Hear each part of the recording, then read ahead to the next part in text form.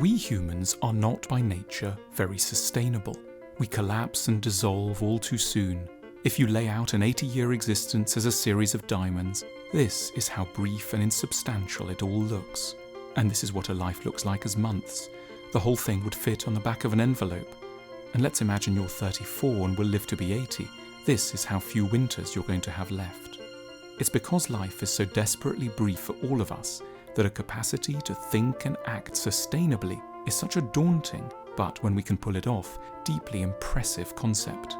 Housed in fragile bodies, daily subject to short-term appetites, we are sometimes nevertheless capable of identifying with projects that will persist way beyond ourselves. One of the best-known instances of sustainable thinking emerged in Renaissance Florence, where the ruling Medici family worked to remake their city into the beautiful piece of civic architecture it is today.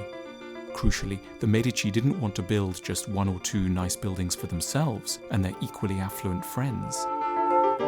They wanted to make their city beautiful for everyone. In this spirit, the Medici built not only cathedrals and palaces, but also beautiful public squares.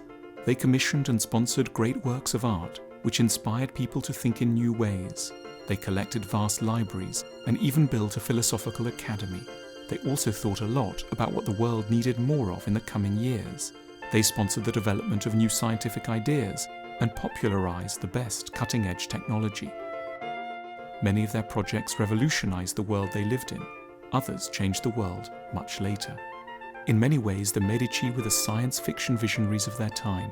That's part of what investment always is, the underwriting of a particular vision of the future. Today's Medici are thinking in the same way. They consider what people 500 years from now will need, what kind of cities they'll want to live in, what kind of planet they'll live on, what kind of technology they'll use. It's a tricky thing, of course, to think long-term. Human beings in general are notorious for being selfish, throwaway and trivial. But we can sometimes transcend this. It starts with a better understanding of responsibility. Companies and governments are always reminding us of our responsibilities. They surround us with rules and commands. That's what being responsible can sometimes be confused with, obedience. But real adult responsibility has nothing to do with obedience to legal requirements. Proper responsibility means taking on things that you're not technically accountable for. It means taking on board things that are not directly in your narrow personal sphere.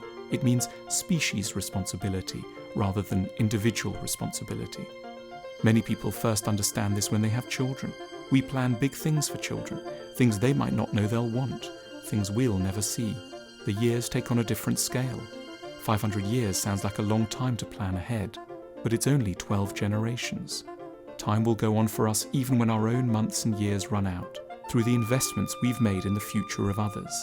Our responsibility towards future generations is where we make our greatest and most important contribution. That is what it really means to think sustainably, to live with a deeper understanding of responsibility and a wider perspective on time.